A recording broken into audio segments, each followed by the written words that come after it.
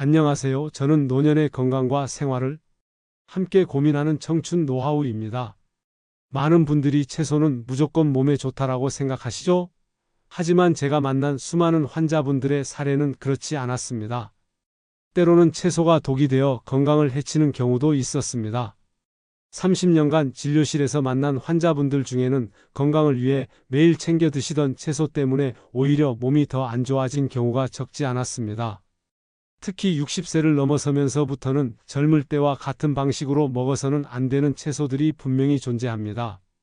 오늘은 제가 직접 경험하고 연구한 내용을 토대로 60세 이후 반드시 챙겨야 할 채소와 피해야 할 채소를 말씀드리겠습니다. 혹시 지금 드시는 반찬 중에 건강을 위협하는 채소가 있지 않은지 함께 확인해 보시죠. 챕터 1. 채소가 늘 약은 아니다.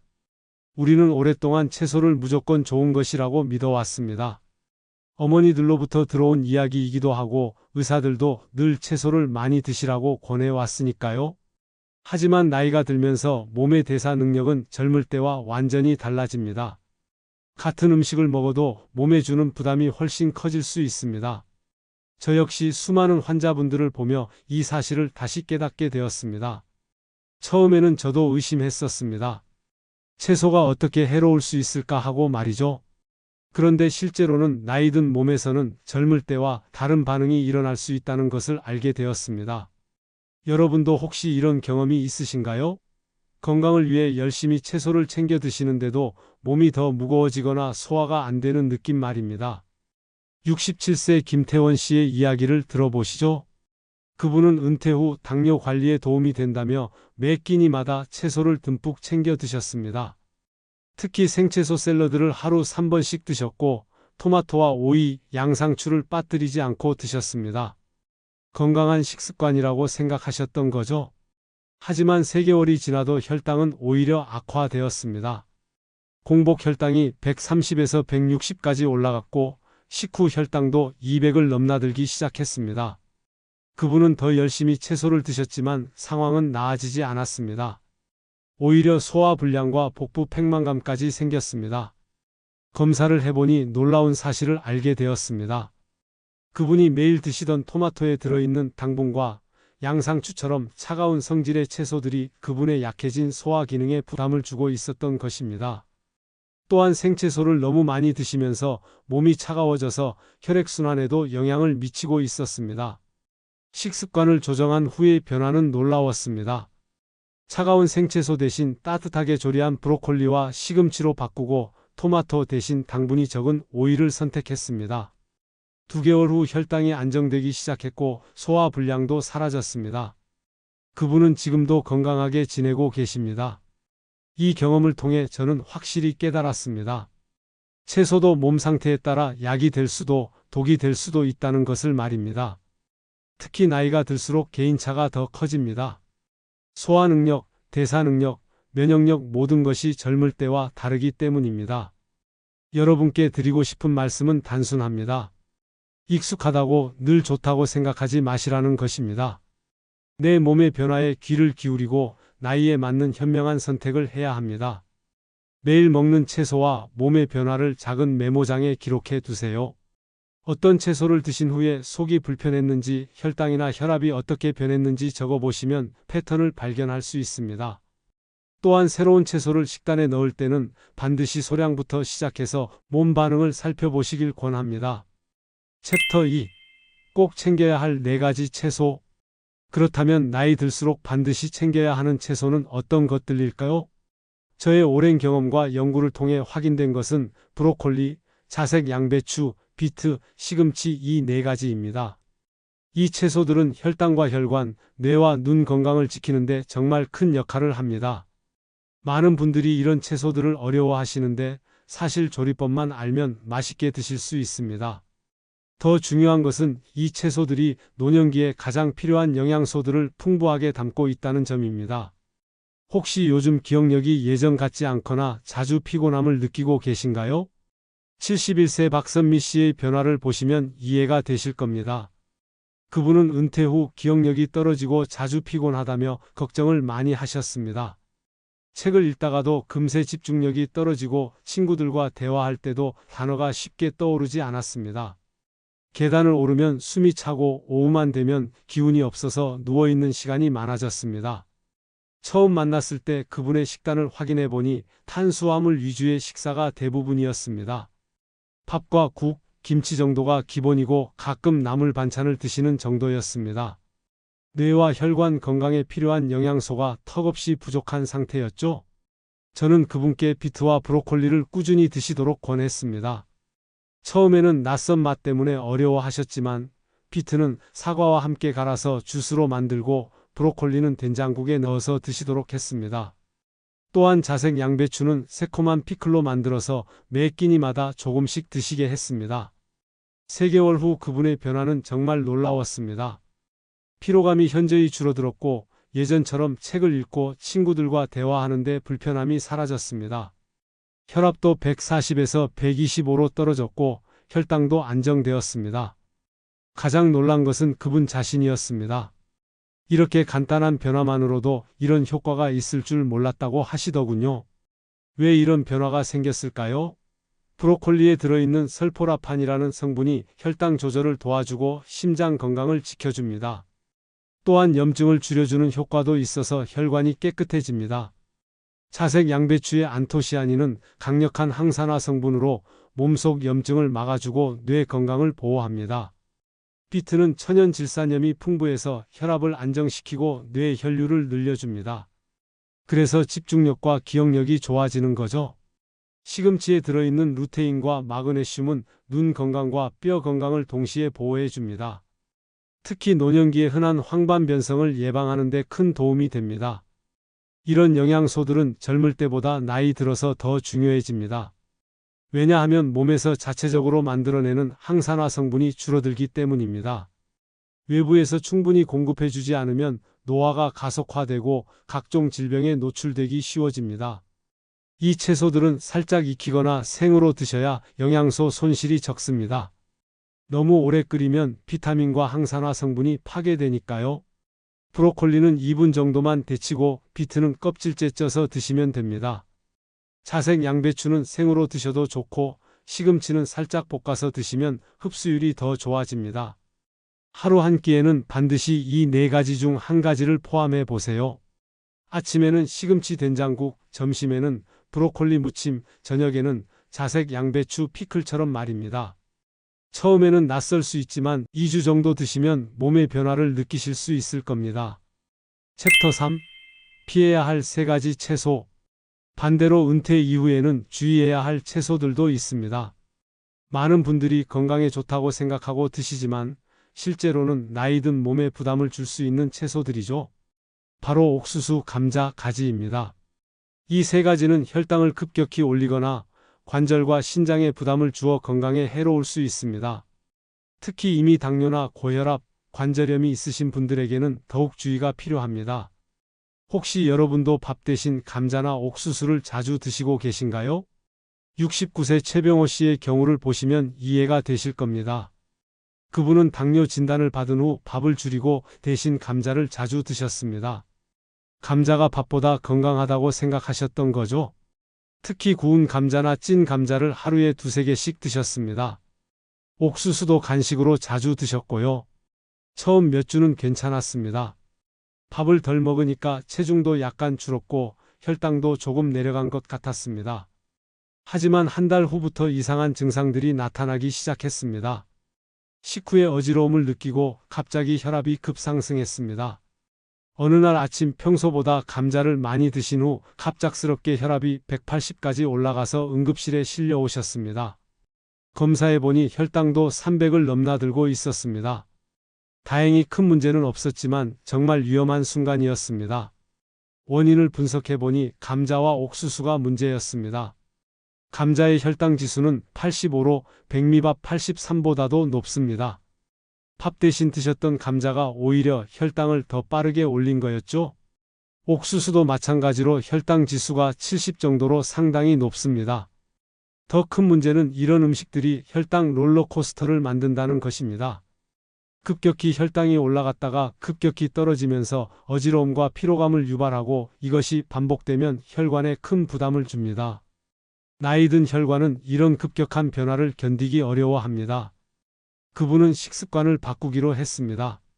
감자 대신 고구마를 선택하고 옥수수 대신 견과류를 간식으로 드시기 시작했습니다. 또한 감자를 완전히 끊는 것이 아니라 소량만 다른 채소와 함께 드시도록 했습니다. 2개월 후 혈압이 안정되었고 혈당도 정상 범위로 돌아왔습니다. 지금도 건강하게 관리하고 계십니다. 가지의 경우는 조금 다릅니다.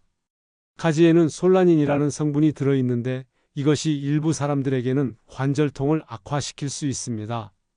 또한 가지는 차가운 성질이 있어서 소화 기능이 약한 분들에게는 부담이 될 수 있습니다. 특히 신장 기능이 약해진 분들에게는 칼륨 부담까지 줄 수 있어서 주의가 필요합니다. 이런 채소들이 모든 사람에게 나쁜 것은 아닙니다.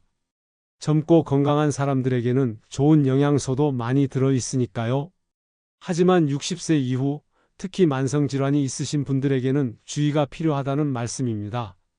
감자나 옥수수를 완전히 끊으실 필요는 없습니다. 대신 주식이 아니라 소량 반찬으로만 드시면 됩니다. 예를 들어 감자는 일주일에 한두 번 작은 것 반 개 정도만 다른 채소와 함께 드시면 큰 문제 없습니다. 옥수수도 마찬가지로 간식이 아니라 반찬의 일부로만 드시세요. 관절이나 신장이 약한 분들은 가지를 드신 후 몸의 반응을 반드시 확인하세요. 관절이 더 아프다거나 몸이 붓는 증상이 있으면 피하시는 것이 좋습니다. 개인차가 있으니까요. 챕터 4. 더 위험한 가공 채소. 지금까지 말씀드린 것보다 더 주의해야 할 것이 있습니다. 바로 가공된 채소들입니다. 특히 통조림 채소 중에서도 통조림 토마토는 정말 조심하셔야 합니다. 보기에는 건강식 같지만 실제로는 BAPA와 나트륨 과다로 오히려 독이 될 수 있습니다. 많은 분들이 요리의 편리함 때문에 통조림 토마토를 사용하시는데 이것이 생각보다 큰 위험을 가지고 있다는 것을 아시는 분은 많지 않습니다. 여러분도 혹시 파스타나 토마토 소스를 만들 때 통조림 토마토를 자주 사용하고 계신가요? 73세 윤지호 씨의 이야기를 들어보시겠습니다. 그분은 요리를 좋아하시는 분이었는데 특히 토마토 소스 파스타를 자주 만들어 드셨습니다. 신선한 토마토보다 통조림 토마토가 간편하고 맛도 진하다고 생각하셨거든요. 일주일에 3-4번은 통조림 토마토를 사용한 요리를 드셨습니다. 처음에는 별다른 증상이 없었습니다.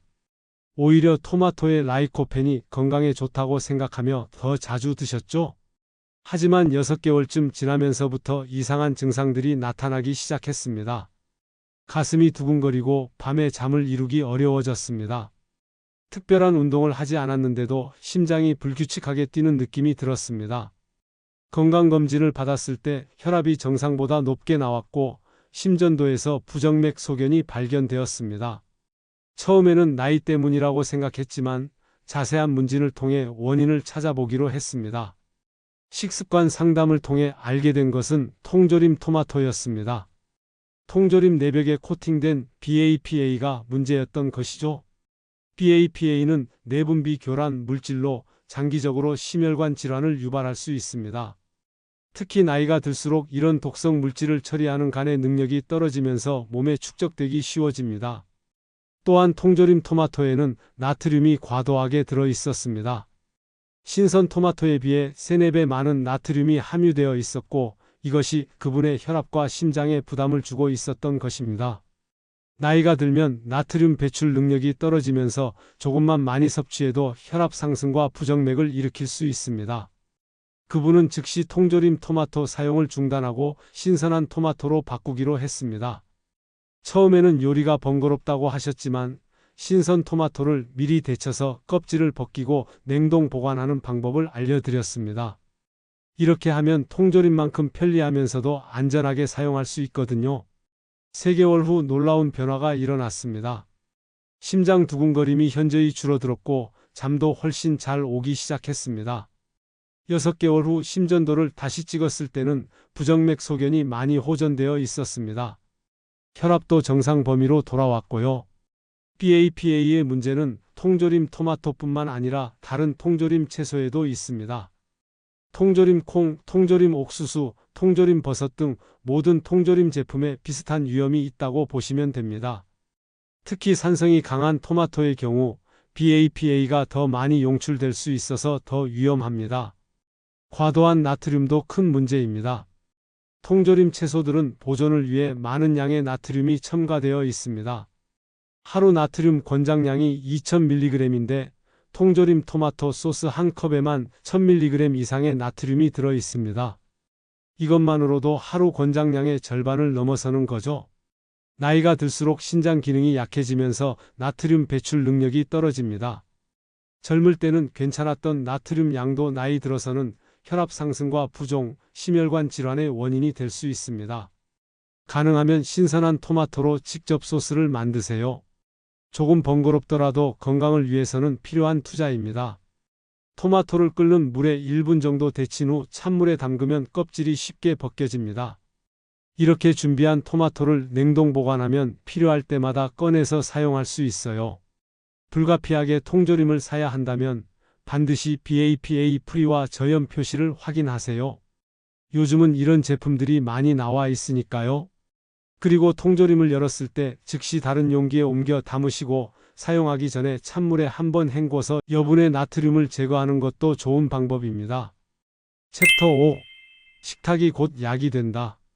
결국 노년의 건강은 매일매일 작은 식탁 선택에서 시작됩니다.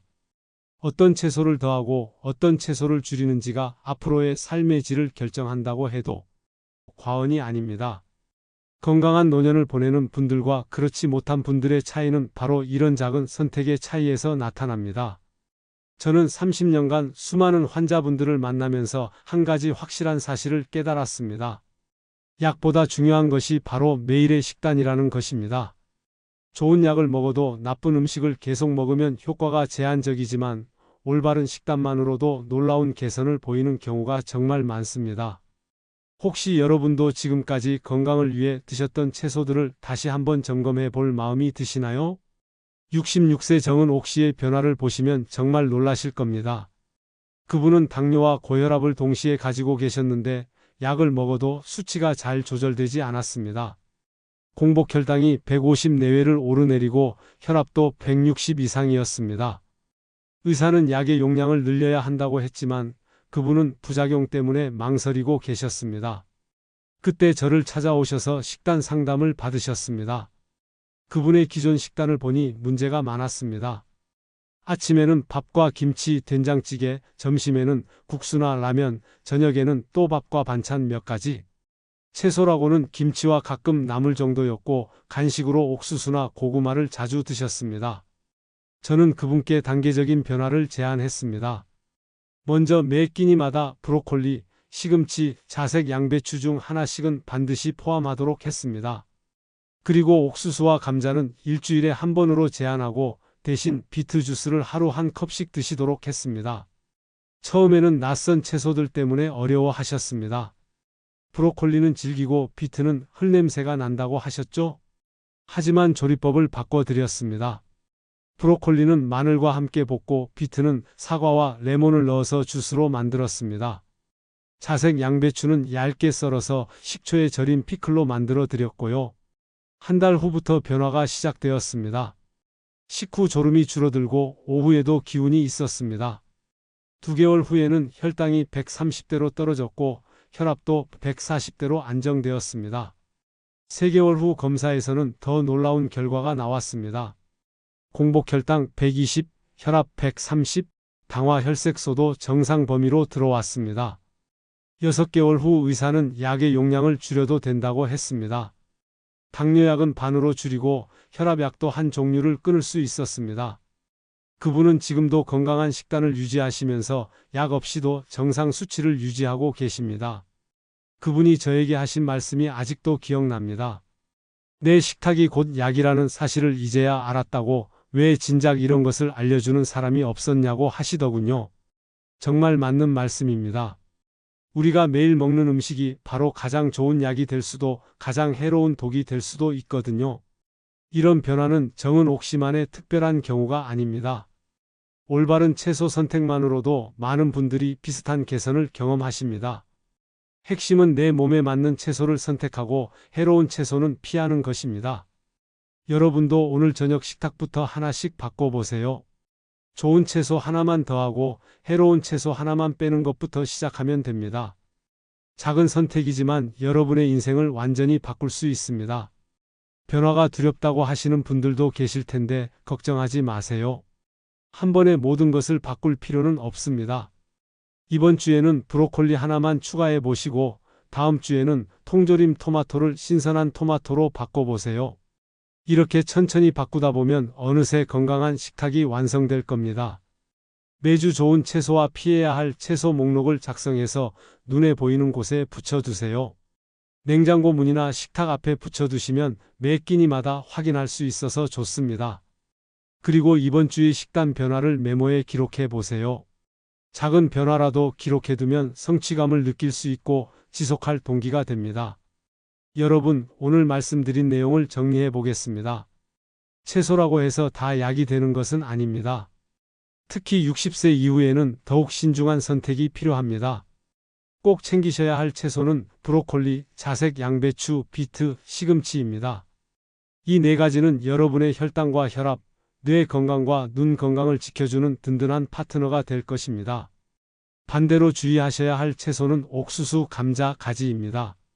완전히 끊으실 필요는 없지만 양을 줄이고 주의해서 드세요. 특히 통조림 채소는 가능하면 피하시고 신선한 채소로 대체하시길 권합니다. 기억하세요. 여러분의 식탁이 곧 최고의 처방전입니다. 작은 변화가 큰 건강을 만듭니다. 오늘부터 현명한 채소 선택으로 건강하고 활력 넘치는 노년을 준비하시길 바랍니다. 건강한 하루 되세요. 청춘 노하우였습니다.